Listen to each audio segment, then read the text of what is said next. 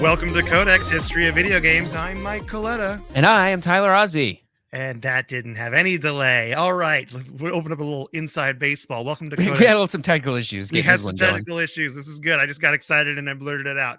I'm just kidding. Everything's fine and professional here. Everything's great. Okay, right. We got a mailbag episode today. I'm excited. Our mail's kind of stacked up. We got to take care of it. Okay. Yep. We got to go through it all. We got to pay some bills.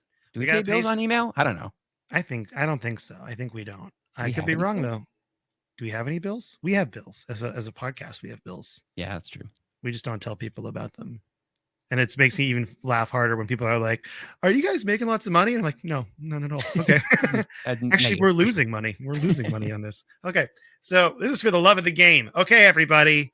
We got some emails to read. Tyler's going to start us off with Gabriel's email.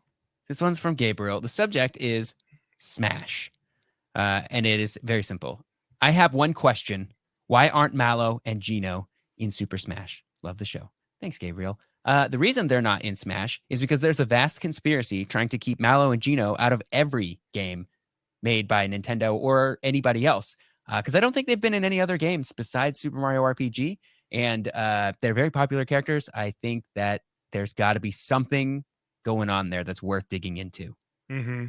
This is a conspiracy. I agree with you. That's it. That's definitely I'm not coming to any conclusions here. I'm just pointing out facts, and you can draw your own conclusions. Mm-hmm. It's true. There's a conspiracy. We all know it. We all see it, but we just can't question Nintendo about it, I guess. Yep. I wonder who owns those two characters. Those might be Square characters. Oh, maybe that's why. So some weird licensing baloney. Yeah. Although there's Square characters in Smash. So Cloud's in Smash, right? Cloud's in Smash, Sephiroth. Sora, could be anything. So to answer your question, we have no idea, but there's probably a conspiracy, like birds aren't real. Okay. Yep. Next email is from Brian. The subject line is, I listen to this show frequently due to the quality. Oh, thank you, Brian. Thanks, Brian. So I'm currently binging your show and I'm maybe 100 episodes in. Actually, I'm on the Half-Life episode. I listen in the car and then I get hot takes and I'm like, hey, I'm going to write in about that thing. But then I remember that the episode I'm listening to came out in 2020 and the discussion is long over. You can do it anyway. Yeah, do it anyway. Don't let that stop you. Okay? All we do is talk about old stuff on this show. We don't mind digging up the past. Yeah, you just have to remind us because we genuinely forget what we talk about in episodes. That's true. You have to be like, when you said this, and then say your thing. We'll be like, oh, okay. So and they'll be like, who said that? They're an idiot. It's like, you said that, Tyler. Like, oh, yeah, okay. I am an idiot. People think.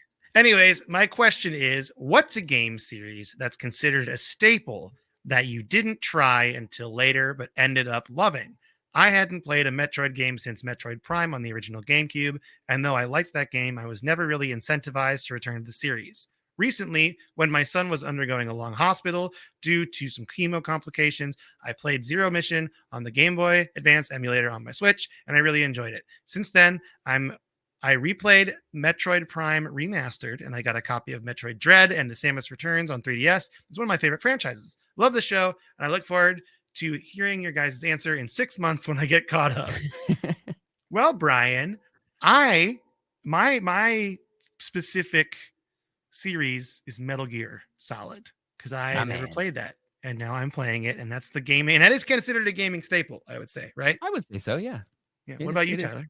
I think I'm gonna I got some recency bias on this one, is the Mario RPG and Paper Mario series, because I just played Mario RPG a while back and then Paper Mario right after, and I had not played either of those games in their day, and I loved them, and I want to play through more of them, especially the Mario and Luigi RPG games, but I just haven't had the time. I've been playing other stuff, but yeah, I think I would go with Mario RPG, and maybe I'll think of something else as we go on, but yeah, that's a staple that I came to later.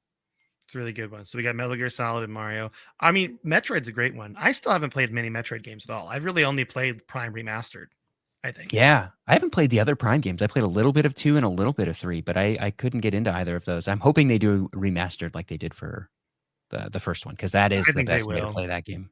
I think they will for sure. Nintendo loves remaking their games they've already made. They're a big fan of it. They sure are. Zero Mission is really good too, and it really short. Most Metroid games are surprisingly short, but I kind of like them that way. You just blast through them. You feel like you got that when you're done with the game and you want more. That's the feeling we're all chasing. Yeah, And You Metroid's want a good series for more. that because there are more. When you finish one, Yeah. it takes you 6 hours. But there are more after that. There's so many more. So thank you for the email, Brian. This is in the future when you listen to this episode, you're gonna be like, they answered it, but yeah, it was a long time ago. Okay, you want to read Nick's email here? Yeah, subject is still loving the show. Hi, Mike and Tyler. I've been listening to your show for a while now, and you guys are doing such a great job. Still doing such a great job. Oh, thanks, Nick. Oh, thank you. I really wanted to email you due to 2 episodes I listened to recently. Firstly, the Shaq Fu episode. I feel that Mike gave such an honest review of this game and has inspired me to play it. I have an Anbernic with it on the Genesis emulator, but I also own legal copies of all games as well. That's good, Nick. Everybody should own legal copies of all the games that they play. Legal copies only. That's right. And I thought the effort and detail you went to was amazing. So great job, Mike. That was me saying great job. I assume Thank Nick you. also thinks so. Thank you, Nick and Tyler. I'm glad. I actually work for Big Shaq Fu. You don't know that, but I've been big corporate Shaq Fu is what I've been working on. I'm the only employee in there. That's true. That's how we afford this podcast now, is because you've been working for Big Shaq Fu. I sold my soul to Big Shaq Fu to make this happen. So that's what we did. But thank you Nick, for that. Nick's email goes on to say, secondly, I love the Super Mario RPG episode. It's such a great game. And as I have young kids, it's definitely one I'm going to play through with them. Thanks. I also love Super Mario RPG, and I will one day play through it with a kid, probably a niece or nephew. And Mike, I can't believe you have snowboard kids too. I'm a huge N64 fan, and I have recently started collecting games that I once owned, and I know the price tag of that game, and I am proud of you for getting it. So worth it, even if you won't be able to eat for a week. And I haven't. It's true. Some say still starving to this day. Mm-hmm. But every time I want to eat, I just boot up Snowboard Kids, and I'm like, still worth it. Just like in bed, lying decrepit, like wasting away. I'm like Christian Bale in that one movie, The Machinist. The Machinist. Yeah. Yeah. That's actually about him buying Snowboard Kids too. Yeah. He did that movie right before he did Batman. Really? Because he had to pay really for Snowboard Kids too. Yeah, and then he bulks up again.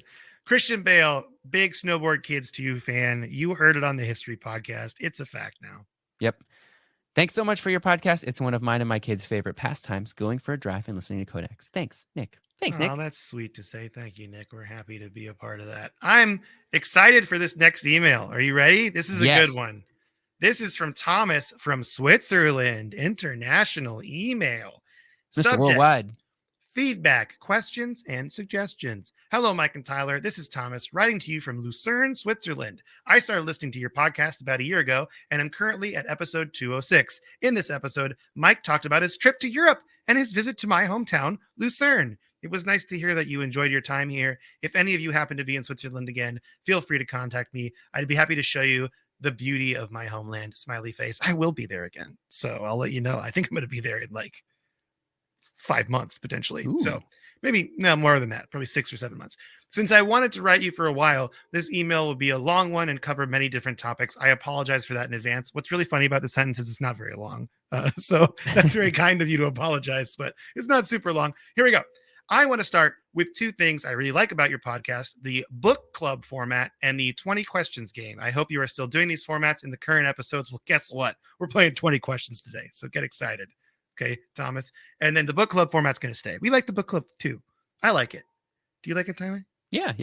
We should find a book.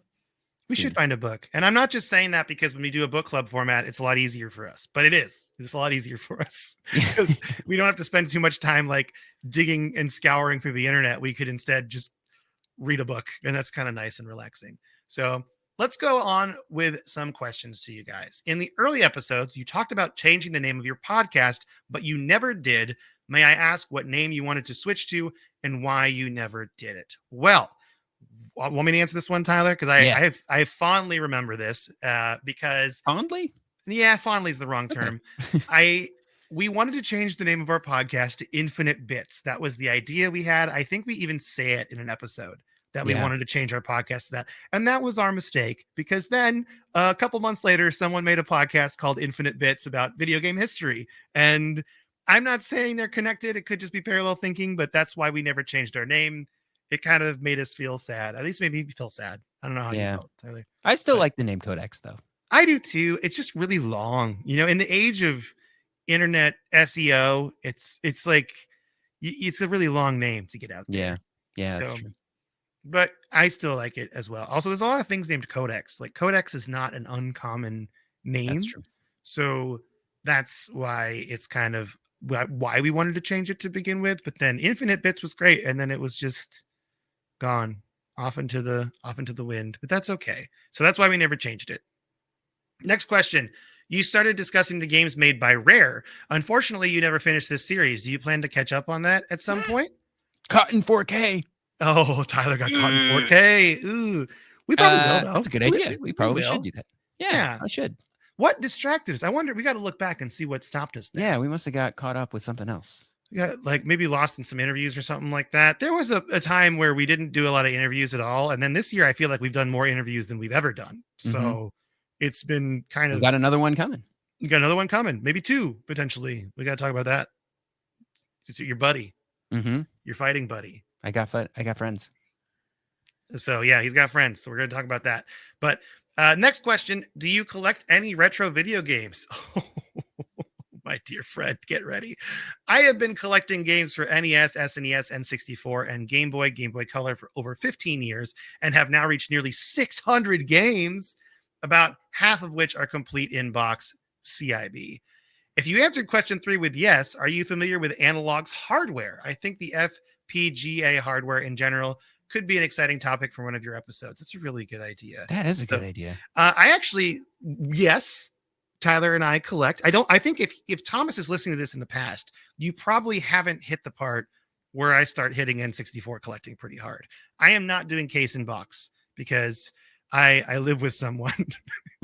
There's no room. There's no room, and I don't want them to judge me more than they already are. So I am getting loose carts only. Also, I mean, case and box, it's funny because when you look at it, the stores, at least around here, I'm in Washington State, and the stores with case and box, it's so amplified. Like if I was going to collect case and box, I would have to do it almost exclusively online. And part of the fun for me is like going to a store and finding something. Yeah. Like that's really what it comes down to. So finding games case and box it's not easy here. It's not hard. Like you can find some, but you're going to get the same ones over and over and over again. You know, I've seen a lot of Super Smash Brothers in box for N64, cool. But I don't see a lot of Snowboard Kids 2 in box, for example. So it's kind of one of the things. But Tyler, what about you? You collect video games. Yeah, I don't. I have a lot of video games. It's hard. I'm like going to look at my shelf now. It's hard for me to say that I collect anything in particular. Like, that I just when I see old games at like a Goodwill or at a place that's selling them, and I see something I want that is at a pretty good price, then I'll just pick it up and put it on the shelf. But I'm not like on the hunt for anything in particular. I'm not going for a complete set of anything. So I just have a bunch of old games, mostly from growing up, but also just from coming across them. I enjoyed the like coming across them in the wild thing. I don't really have a need to like get them online unless I were trying to go for a complete set like you're doing with the N64. At some point, you're going to have to like go online to get those probably. Yeah, I haven't hit that point yet, but also I'm also hitting a point now where there's some games that I'm like collecting because I'm slowing down because I want to play these. And I was kind of feverishly buying them. And then I was like, I'm not even looking at these. I'm just putting them on a shelf. So now I'm actually like playing more of them and taking my time with it and enjoying the ride. I don't know if I'll ever complete it necessarily, but I'm enjoying myself. Like, for example, I wanted to get, because Indiana Jones, The Great Circle just came out, right? And I wanted to get Indiana Jones and the Infernal Machine. Turns out that N64 game, not a lot of copies made. So it's just expensive because it's scarce. So that's kind of a bummer too. So I'm running into that kind of stuff too. I think it's one of the few that doesn't emulate well either because it does not. Yeah, it's Factor 5, isn't it? And the same people that made like those Star Wars games that are also hard to emulate. Yeah, it's difficult. So I think there's some PC emulators out there, but they're not necessarily great. As far as the analog stuff goes, I was just talking to Tyler about potentially wanting to get the 4K N64 that came out, and then I missed the boat. I missed the pre-orders, which is fine because I'm still like I have an N64. It works. Like I don't need an analog. I think it's a cool thing though. I think it's a cool way to keep things alive, especially in an age where these old consoles capacitors are breaking and leaking all over the boards and ruining them. In that sense, it's cool. So, but yeah, we should definitely do something on that. That's kind of a cool concept. Yeah, I find this kind of hardware interesting because like so something like the Analog Pocket, which is just basically a Game Boy, it uses an FPGA to like really, really accurately emulate the Game Boy. and it will take cartridges. I kind of, and somebody can correct me on this. I haven't dug in far enough on this to really have a real opinion, so I'm just going to give you a hot take that's probably very wrong. But I'm not that like FPGA doesn't mean that much to me. I know that it's like supposed to give a more accurate emulation experience because it's like sort of done a little bit more in hardware than in software. I think practically speaking, there's not a lot of value there for me. Like most like software emulators are really, really good and they have a lot of enhancements. FPGA is not a requirement to be able to play original cartridges. Just a lot of those FPGA hardware come with cartridge slots for things. And then when you get with things like the analog N64 that you're talking about that has like 4K output and like really, really cool video output options, again, I'm like, why FPGA? Why not just use a more generic system on a chip and then just do software emulation? You can still have 4K. You can still have, but maybe FPGA is so much better at emulating that maybe I should be corrected here. I don't know. I don't know, but okay, I googled FPGA because Because they're I'm all going to say really something. I they're all don't really know. expensive. Yeah, they are, but I don't And know they what don't do as much as like what a cool retro handheld would do or something like that. That's Okay, where I get it. I was like, you end up paying like $400 for an FPGA thing. It does one thing, and that's it. is FPGA field programmable gate array? Yes. That's correct. Okay, I googled it and I was like, I don't know if this is the right thing.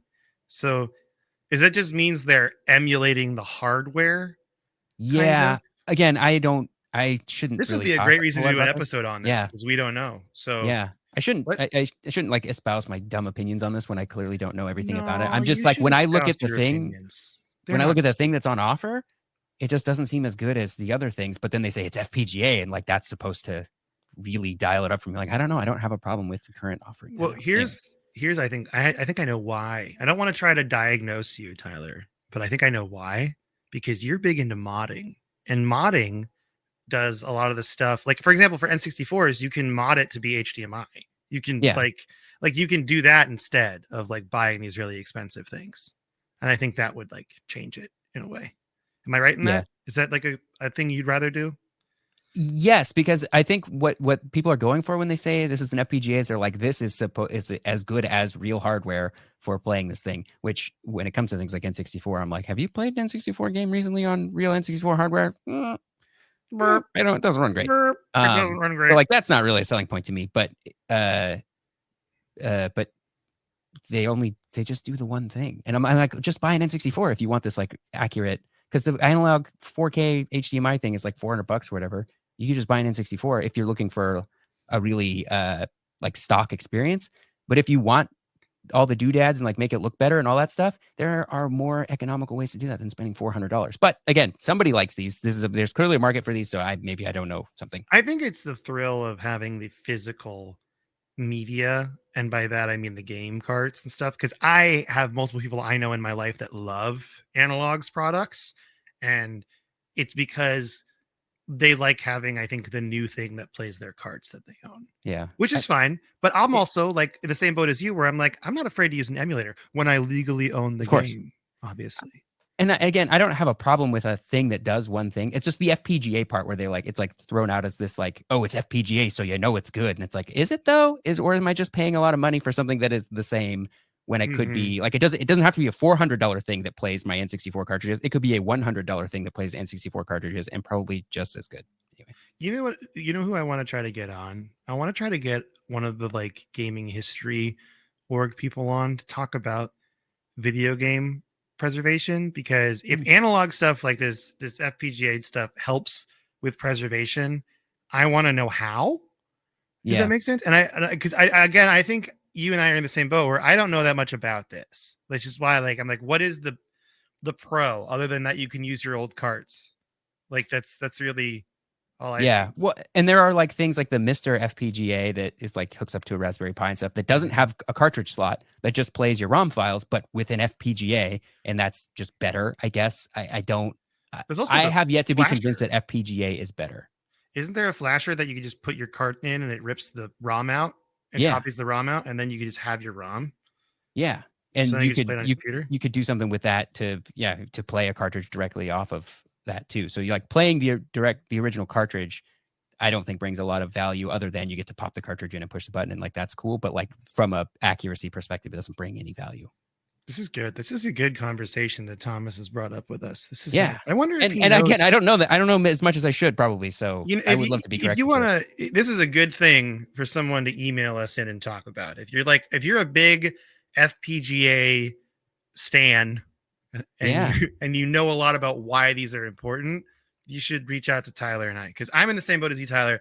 I wanted to get that one, the N64 thing, and then I'm like, I don't own a 4K TV. This is super expensive. Yeah. And I just don't see the point of it if I have a 64. I have a it does one thing. It plays controller. a That's 64. great. Yeah. So it seems extremely niche, and I want to know what the selling point is for it. And that's not judging people that get them. It's just we're genuinely curious and we want to know why. And maybe the answer is literally every game works and they all work flawlessly, and that's why you want an FPGA. And if that's the answer, I kind of doubt that's the answer. But if that's the answer, then okay, I guess makes sense. It's really funny to me opening up my N64, which I made a video up that I never edited. I need to do that. But how simple it looks on the inside, compared to like modern electronics, you're like, oh, that's just it. It's just there. It's just there. No fans, nothing. No fans, just freestyling. I like that. Yep. So, all right. Thomas has a little bit more in this email. Here we go. So I'd like to conclude with 2 suggestions for game series that you haven't covered in your podcast yet. The first is Jagged Alliance. I don't know if I've heard of Jagged Alliance. Do you know what that is? Jagged Alliance. Is that? I'm Googling it right now.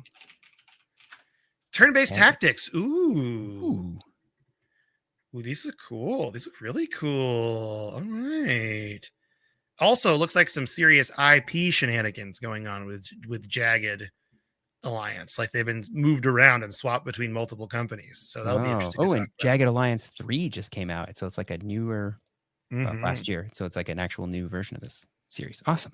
And then the next one is D&D games, which I have really wanted to cover. Here's the thing about D&D games. If I did an episode on D&D games, it's going to be like a 30-part series. These games are so long. They're so long.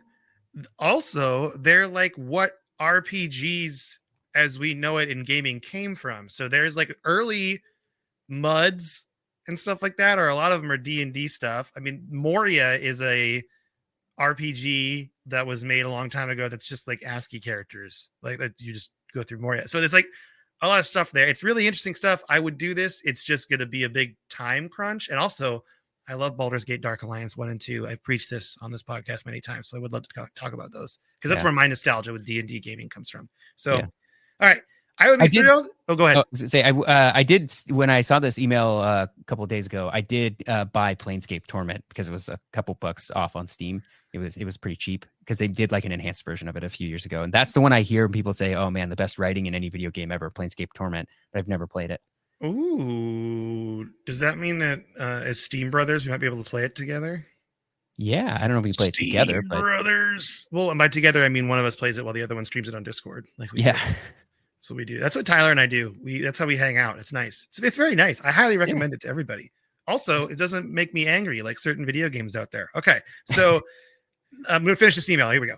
I would be thrilled if you could make 1 or more episodes about these games at some point. We definitely will. I definitely want to cover D&D, and a Jagged Alliance seems really cool, so we definitely want to cover that. It's just a matter of when. Thank you very much for your wonderful work over the years. At my current pace, I will have caught up in about 6 months, and I am already looking forward to hearing you discuss my email. This is the challenge mode. He told us how to say Swiss German spider butts in Swiss German. He wrote that in here. I think we should both give it a go to see who pronounces it correctly closer. Okay. It's on the spot. I think it's Spinefoodly. Does that look right to you? Spinefoodly? Yeah. Spinefoodly? I'm going to go with that too. Spinefoodly. Spinefoodly? Yeah. So that's Swiss German for spider butts, Thomas. Thank you. And you can tell us, Thomas, if we got it wrong. That's what the next email can be. You could be like, hey, that was way off. And I'll be like, I'm sorry, Thomas. And then that'll be our... And I'll tell you in Lucerne when I go there. And I failed you. Okay. Do you want to read Jordan's email? Yes. Subject is good morning. It is not morning as we read this now. Good morning, Mike and Tyler. It's a cool 26 degrees with not a cloud in the skies here in Pittsburgh. I'm currently working on writing that front of the lines cursive letter you challenged us to write. I forgot about that. Since no one uses cursive anymore. I have been so busy trying to get things ready for our newest gamer to be born. Anywho, I'm keeping this short. So here's another blind ranking. Oh, we already looked at this, so it's not blind anymore.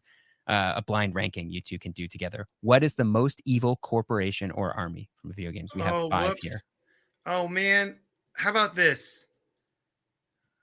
I think we already goofed on the blind part. I don't think so. Here's what we can do. What if we randomize this list and do it in a random order?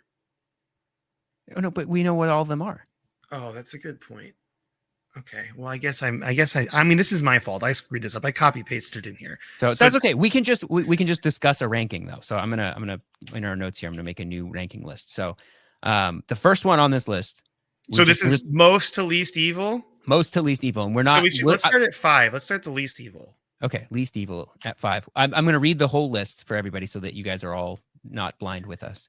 Mm-hmm. So the list in the order given to us in the email is 1, Shinra from Final Fantasy VII, 2, Hyperion from Borderlands series, 3, Umbrella Corp from Resident Evil, 4, Aperture from Portal and the broader Half-Life universe, and 5 is Vault Tech from Fallout.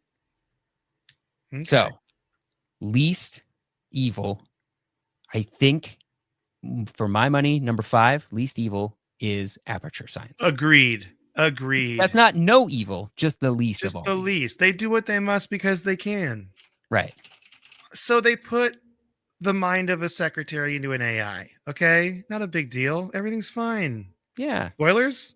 Do I need to spoil it? If you haven't played Portal 2, it's that's also a very lazy way of doing that too. So you're not going to miss a lot there. Okay. Yeah. Play Portal 2. Still play it. You didn't ruin it.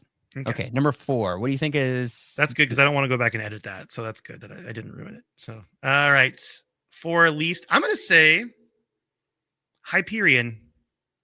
Yeah, I'll go with you on that one. I don't know enough about Hyperion and how evil they are. Hyperion's evil in the sense that any corporation would be that's mining resources from planets, but really, Handsome Jack is the evil one. You know what I mean? Mm-hmm.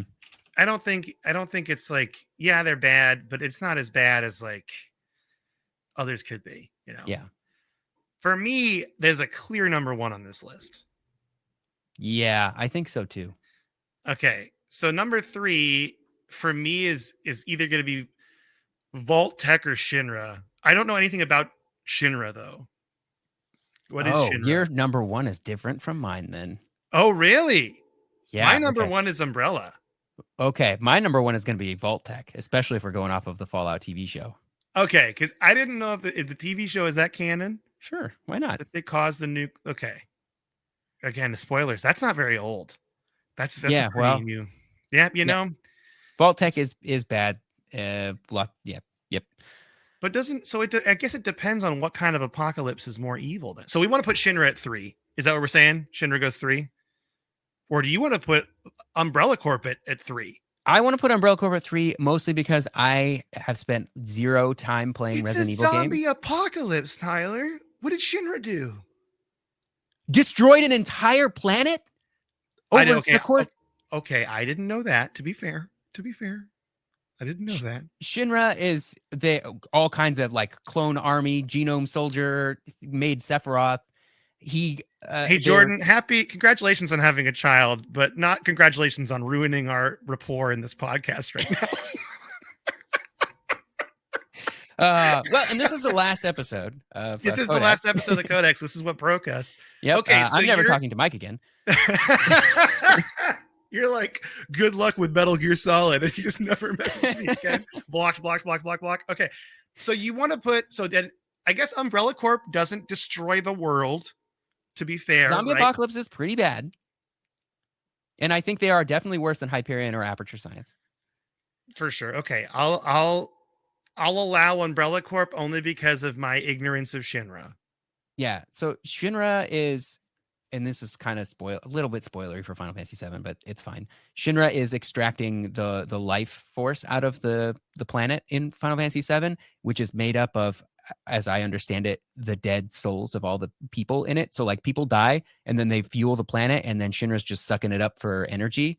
And also Sephiroth is there, and he's a bad guy. And also they're a huge like military corporation. It's very steampunk, like corporation owns the whole world and is destroying it.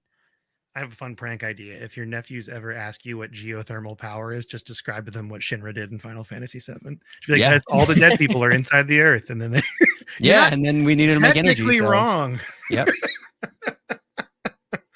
Okay, yeah, let's put Umbrella at 3. And so you want to put Shinra at 2? I think so but they haven't actually. Vault-Tec is evil in 2 ways because Vault-Tec. It's funny because Umbrella was my number 1, but the more I think about Vault-Tec, if we're going off of the TV show, that you learn spoilers, jump a minute right from this moment on, since this is a new TV show. They cause the nuclear apocalypse. They're the direct cause of it, and on top of that, they have all these experiments going on in the vaults. So they're like double evil. So I think it makes sense to put. Yeah, and they did Vault-Tec they sold people the vaults. They like sold people on this, like the cure for the thing that they had caused or were threatening to cause, basically. Mhm. So they're pretty bad. They actually destroyed the world. Shinra tried to destroy the world, but of course we stopped them. But Vault-Tec succeeded, and the game doesn't even start until after Vault-Tec succeeds at being extremely evil. That's true. That's true. This would have been a really good blind pick. I'm sorry I messed that up, Jordan. But also, you did cause a rift between Tyler and I for a second, so that's good. So you win in that way. Also, Okay. you get to read the best ending of an email just now. Oh, can I sing it? You can sing it. I think you can sing it. It's less than the amount. It's parody technically. Yeah, this is the sign off. Spider booted jeans, boots with them legs. With the legs. That's good. Thanks, Jordan. Thank you for doing that. That was good. That was great. Okay, here comes an email from Rob in South Carolina. Subject line is, "This pod is the bomb, bros." Thank you. Hey, y'all. My name is Rob, and I found this podcast a couple months ago and have consumed it like wildfire. It was exactly what I was looking for and have spread the good word for it to all of my friends. Thank you. That's so nice to do. Please tell your friends about us. That helps us out a lot. Unlike some other podcasts, I can tell y'all genuinely love video games and enjoy talking about them while also not being super judgy about them. That really is a breath of fresh air. I'm currently in the early 200s of the episodes and can't get enough. I know y'all have a buttload of topic suggestions, but I had another one for you if you could. I am a huge fan of the Katamari Damacy series and would love to hear y'all give your take on them. That's so funny because I just played that while you were watching me for the first time. That's fun. That's fun. Those are weird games, man. They're just so weird, but I love it. They are fantastic games that doesn't take itself too seriously and are just great games to sit down and turn your brain off and play. Yeah. The soundtracks are amazing as well. Anyways, keep up the great work, gents. Web pooters for all. Rob from South Carolina. I do want to do an episode on Katamari Damacy, I think, because I remember when the first one came out. Yeah, the first one came out, and everyone was like, "Have you played this? This is so crazy. weird. It's so weird but fun." I like that. I like that a lot. All right. So then the final question is a Discord question that we missed from the last time we did a mailbag. So this is this is for you to read. Sorry, not me. Yeah, this is from Gert Rocks 001. Didn't think of this one until all the Rock Band dialogue, but what is one band / song you're bummed never made it into a Guitar Hero or Rock Band entry? That's the first question.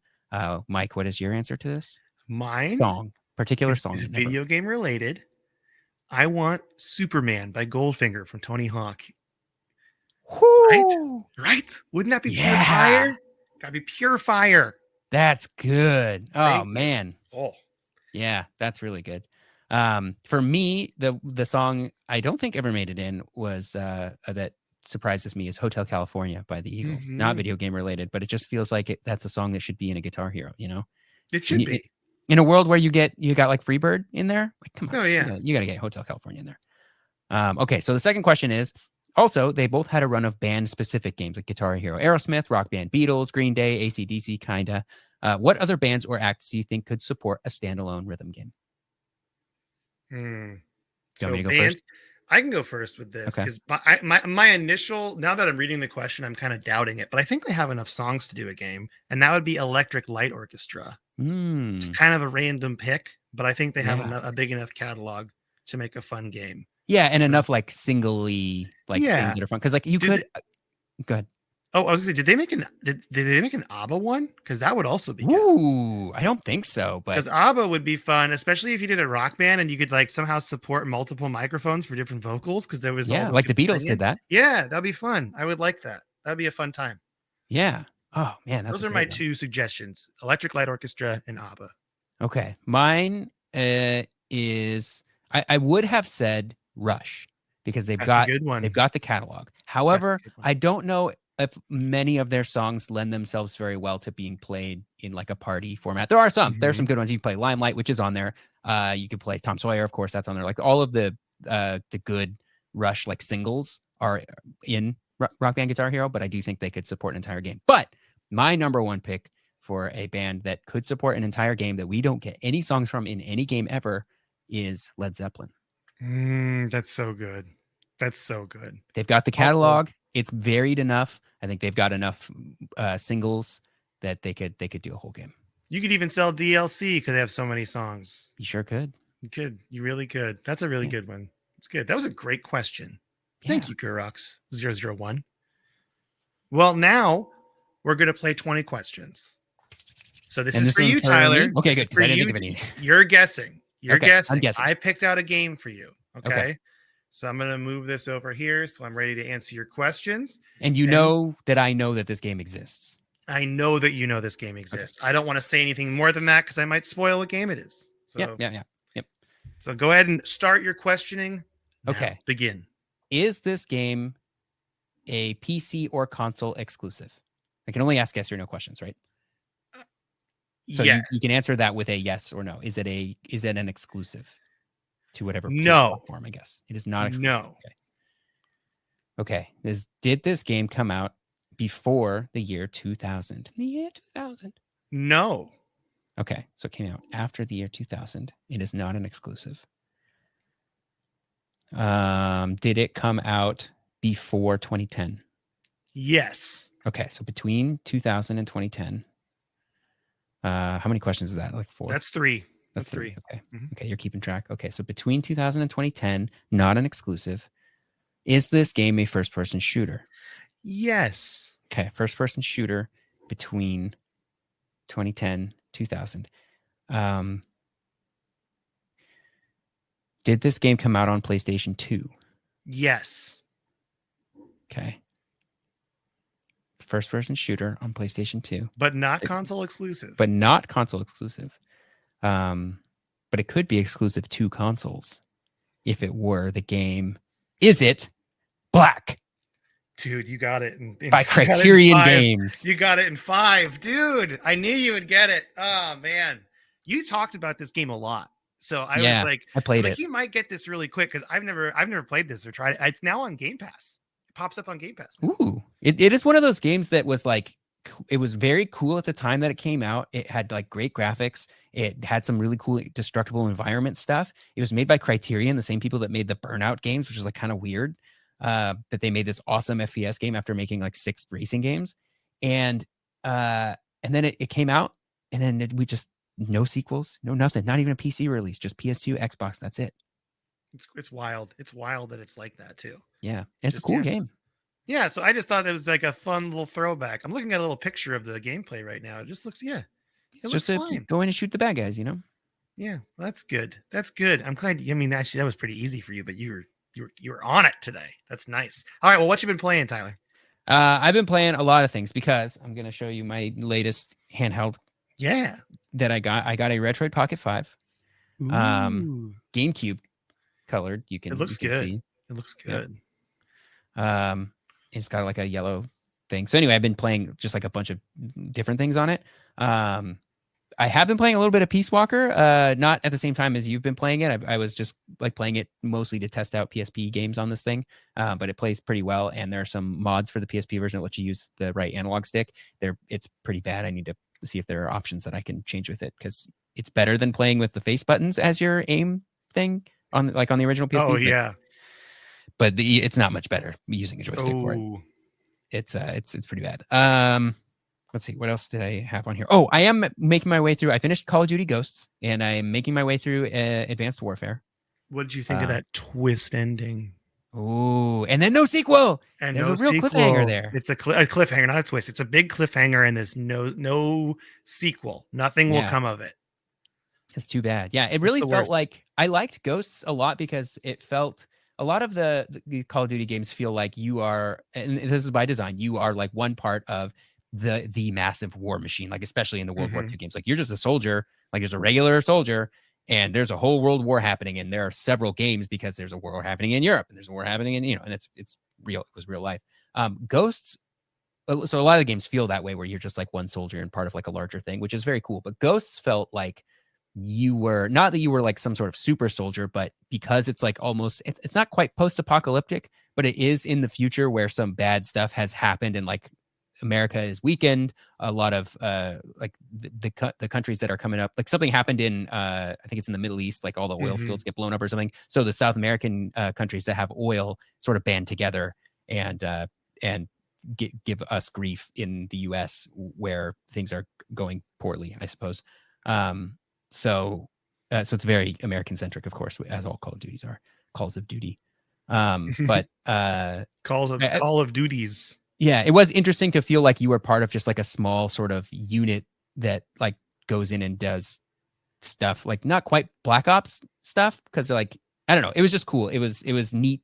You feel a little It just special. felt different. It felt You feel different. Yeah, you felt a it feels little bit more special, a little like your unit special. was doing something cool.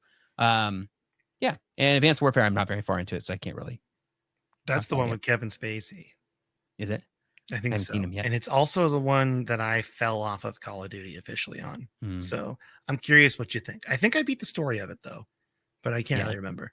So So also yeah. Marshawn Lynch is in that too, I believe. Oh, It that's was cool. So prime time of Seahawks fame as a Seattleite, just so everyone knows. So that's it was a good day. it It was a was a good good time. time. It was a good time to be alive for if you were a Seattle sports fan. For the only time in your life you can say that. It's a good time to be alive as a Seattle sports fan. All I'm right. looking at my games here because I want to. Oh, I started playing a little bit of Metal Gear Acid last night too. That's right. You were playing that while I was playing Metal Gear Solid Peace Walker. Yeah. Which But has yeah. been really fun. I like the base building aspect of it, which is good because you're telling me in 5 it's going to get even more base building. It's even more base building. It's Mhm. the base building stuff in Peace Walker is fun. I've been having fun with it, especially if you when you think about it from the perspective if it was a PSP game, so like kind of a mobile game thing that you could just pull out and like maybe you don't even have time to run a mission, you could just do some base building stuff. Yeah, I still need to watch a video of how the Fulton recovery system works in real life. I Oh want to watch yeah, someone get Fulton recovered on YouTube. I need to do yeah. that because I am having so much fun putting balloons on people. I have a great time. That's like the majority of the gameplay for me is ballooning people. Oh yeah, that's like It's so and good. I always feel bad if I make it through an entire mission and I didn't Fulton every single enemy soldier out of there. I'm like, dang, I messed up. I love it too because in part way through the game, Miller's like, "We got to stop Fultoning people and just see if we can recruit some people." And I'm like, "Nope, we're gonna keep Fultoning people. We're just gonna bring them over." Yep, It makes me laugh so hard. But yeah, I like it. I'm excited to move on, and then that'll be like the last game for my that's it. Metal Gear Yeah, you Solid could play thing. And I've Metal done. Gear Rising: Revengeance. I could. That's where you're riding, right? And Yeah, you're. It's not really a Metal Gear game I as think much it's as kind it's of like a. Soulsy. I think it's kind of Dark Soulsy a little Ooh, bit. okay, okay. Well, maybe maybe I'll check that out. But that's good. Well, that was the episode today. We did it. We I did feel it. Is good. that I all you're feel good playing? about Just the Metal Gears? just the Metal Gears, really. I mean, I guess wait, I'm playing Red Dead Redemption Online. Oh yeah, we played some of that We last played night. some of that together. We were cowboys last night. That Yeah. was fun. I'm enjoying it. I don't like we talked about this at length per like privately, not on the podcast, but I am now recognizing more money schemes in video games and it makes me sad. And Red Dead Online is like that because you Oh can't yeah. even fish until you're like a certain level. And then if you can, of course, you can level up with gold. You can speed If you level. spend real money dollars, you could level up Yeah, and it's like, well, faster. why don't I just play your game? And it's like, nah, you could just pay us money and we'll What let you if level our up. game is not fun and we actually ask you to pay us to not play the game? And then also we were talking about the Pokemon trading card game for phones, which I've been playing. And then you brought up a good point that was like, well, you can't even play the game until you get enough cards because they want you to open up booster packs. And it's like, well, yeah, but you need enough cards. And I was realizing, well, they could have just given you a basic deck in the very beginning, and Yep. they don't do that, which is nuts. It's telling to me in that game how the first thing that they want you to do is learn how to open packs and know how to buy things from them. They don't even let you play the actual game until they're very sure that you have received the dopamine hits you get from opening packs. And it just doesn't sit well with me. I just don't love it. I agree with you though. Now that I think about it, it makes more sense. So But yeah, that's kind of something I've been wrestling with, but I've been having fun with it.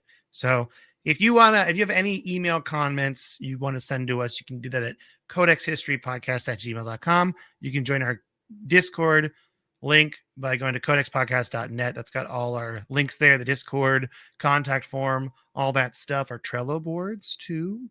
And with that, I think that's it for the day. Do you want to say bye to everybody, Tyler? Yeah. Bye, everybody.